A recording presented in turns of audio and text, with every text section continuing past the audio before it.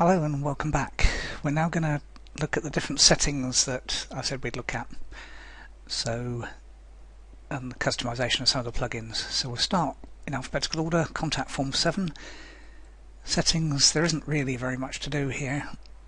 Basically there's already, it sets up a contact form and it gives you what it calls a short code. So we copy and paste that, go across to pages, click on add new, and we're going to go for a contact form. Just call it contact, copy and paste that in, come down to the Yoast plugin, because if we leave it without changing it, it will put the site title in as well, meta description, contact. Again, because otherwise, and you'll see with Yoast we'll cover that one in more detail, but that's that. Just off screen there's a button called Publish, and once you press that, view page, as you can see it contact form, and that will then go off. Now the other thing there is leave a reply, so we need to change that. So go back to edit page, and across the top right is a thing called screen options. Open that and it'll be as either discussion or comments, I never remember which. So clicking that, right, okay, down the bottom there's a bit that says allow contacts, allow comments. Get rid of that basically. Click on an update button, which is just off screen, so it changes. The first time you post it'll be a publish and then it's update, and what that does is it gets rid of the edit things there because I'm logged in, but other than that it gets rid of comments because you don't really want comments on a contact page. So that's the first one. We'll come back to the dashboard and plugins. Exclude pages from navigation, nothing needs to do in there. Jetpack Lite, nothing needs to do in there. Limit login attempts, I tend to leave as default. You'll find it across somewhere in settings. Limit login attempts. Basically what it does, it allows them 4 times to try.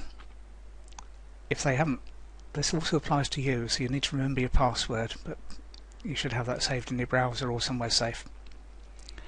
So they get 4 retries. If they don't get in those times, they're locked out for 20 minutes. That'll stop most hackers, and basically it increases in, well, basically in time until they get locked out for half a day.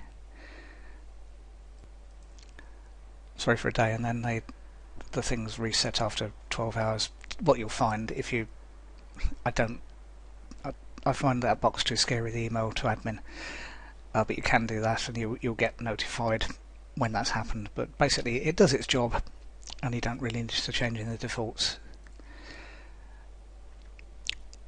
Spam-free WordPress settings, again, the only thing you need to do, I've got a license key there, but if you haven't got that, there's a little thing appears in the bar at the top and says go off and get a license key. You need to do that with it. They don't spam you, they don't send you lots and lots of emails or anything like that. And pretty much, although that says needs attention, it doesn't.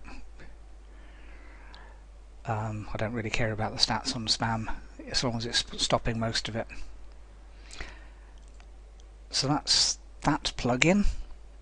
WordPress database backup, yes, that does need a change, so that comes under one of those. Bear with me a second. I should actually read the bit there that says go to Tools Backup. Ignore all the tick boxes and things like that. Ignore the backup now. Go for scheduled backup. And I go for weekly. Not worried about, well, actually in that one I might be.